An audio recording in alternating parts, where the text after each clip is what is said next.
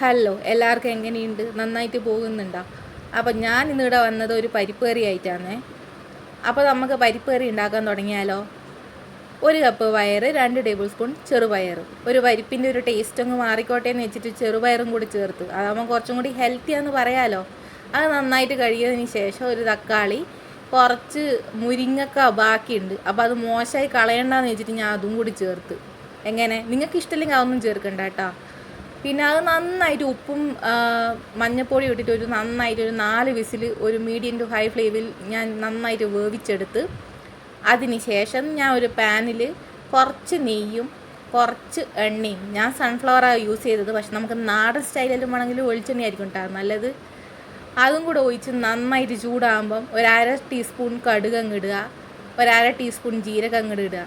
ഇത് രണ്ടിങ്ങനെ പൊട്ടി തിരുമ്പോഴത്തേനും ഒരു വറ്റൽമുളക്, കുറച്ച് കറിവേപ്പില ഇതും കൂടി ചേർത്താൽ നമ്മളെ ഒരു വറവ് നന്നായിട്ട് സെറ്റായിട്ടുണ്ടാവും.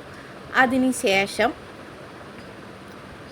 നമുക്ക് ലോ ഫ്ലെയിമിലിടണം. ലോ ഫ്ലെയിമിൽ ഇട്ടിട്ടാകുമ്പോൾ നമുക്ക് ഒരു 1/2 ടീസ്പൂൺ മുതൽ 1 ടീസ്പൂൺ വരെ കാശ്മീരി മുളക്, ഒരു 1/4 ടീസ്പൂൺ മഞ്ഞൾപ്പൊടി, പിന്നെ നമ്മളെ കായം അതൊരു 1/4 മുതൽ 1/2 ടീസ്പൂൺ വരെ ഞാൻ ഇട്ടിട്ടുണ്ട്.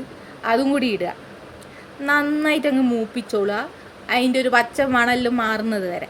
അതിന് ശേഷം നമുക്ക് വേവിച്ച് വെച്ച നമ്മളെ ഐറ്റം ഇല്ലേ, ഏത് നമ്മളെ പരിപ്പും പയറും കൂടെ അതും കൂടി ചേർത്ത് അങ്ങ് മിക്സ് ആക്കുക. പക്ഷേ നിങ്ങൾക്ക് ഇപ്പം ഈ എണ്ണയും പയറെല്ലാം വേറെ വേറെ ഇരിക്കുന്നത് കാണാം. അപ്പോൾ കുറച്ചും കൂടി അങ്ങ് വെള്ളം ഒഴിക്കുക, അതിൻ്റെ നന്നായിട്ട് അങ്ങ് തിളക്കുന്നത് വരെ തന്നെ ഇളക്കി കൊടുക്കുക. മൂടി വെച്ചിട്ട് അത് വേവിക്കുകയും ചെയ്യുക. അപ്പോൾ ഇങ്ങനെ രണ്ടും കൂടി രണ്ട് പാർട്ടായിട്ട് പോകുന്നതിന് വരെ രണ്ടും കൂടി യോജിച്ചോളൂ. ആ ഒരു ബോണ്ട് നമുക്ക് കാണാം അടച്ച് വെച്ച് വേവിക്കുമ്പോൾ. അങ്ങനെ അങ്ങ് വേവിച്ച് സെറ്റാക്കി എടുക്കുക.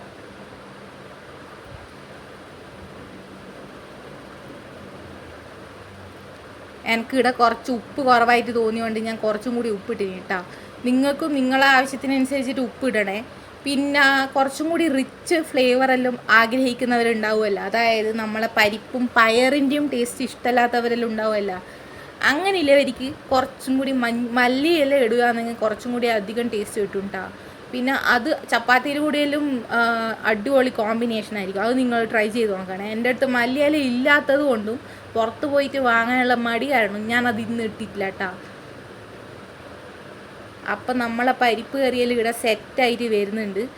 ഇപ്പോഴാണ് നമ്മൾ ഒരു ഇൻഗ്രീഡിയൻറ്റ് ചേർക്കേണ്ടത്. ഏത്, അത് നമ്മൾ നാടൻ സ്റ്റൈലിൽ വരുമെന്നൊന്നും എനിക്ക് അറിഞ്ഞൂടാ, പക്ഷെ ഞാൻ ചേർക്കലുണ്ട് കേട്ടോ.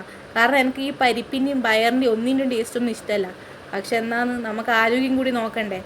അതുകൊണ്ട് ഞാനിവിടെ കുറച്ച് ഗരം മസാല ഇടുന്നുണ്ട്. ഒരു 1/2 ടീസ്പൂൺ മുതൽ 1 ടീസ്പൂൺ വരെയല്ലോ ആവാട്ടോ. ഇത് നന്നായിട്ട് മിക്സ് ചെയ്യണം.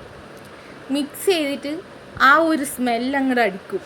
ഏത്, ആ മല്ലിയിലയും പരിപ്പും പയറും അങ്ങനെ അങ്ങോട്ട് ആ ഒരു ഗരം മസാലയിൽ യോജിപ്പിക്കുമ്പോൾ ഉണ്ടാകുന്ന ഒരു സ്മെല്ലില്ലേ, അതങ്ങനെ അടിക്കുമ്പോൾ നമുക്കങ്ങ് ഫ്ലെയിം ഓഫ് ആക്കാം. പിന്നെ കുറച്ചും കൂടി റിച്ചെല്ലാം ആവശ്യമുണ്ട് എന്നെല്ലാം വിചാരിക്കുന്നവരാണെങ്കിൽ 1 ടീസ്പൂൺ കൂടി നെയ്യ് അങ്ങ് ചേർക്കണേ. അത് മറക്കണ്ട. ഞാനിവിടെ പിന്നെ ഹെൽത്തെല്ലോ അല്ലേ എന്നെല്ലാം വിചാരിച്ചിട്ട് നെയ്യൊന്നും ചേർത്തിട്ടില്ല. അപ്പോൾ അതിങ്ങനെ നമ്മളെ പരിപ്പ് കറിയെല്ലാം ഇവിടെ സെറ്റായിട്ടുണ്ട്. നോക്കിക്കോ, ആ മുളകെല്ലാം നിൽക്കുന്ന നിൽപ്പ് കണ്ട, അടിപൊളിയായിട്ടില്ലേ? നിങ്ങൾക്ക് ഇഷ്ടമായിട്ടുണ്ടെങ്കിൽ ഒന്ന് ലൈക്കും ഷെയറും കമൻറ്റൊന്നും ഇടണേ. അതൊന്നും ചെയ്യാൻ മറന്നേക്കല്. അപ്പോൾ നമുക്ക് അടുത്ത വീഡിയോ ആയിട്ട് കാണാം. ബൈ.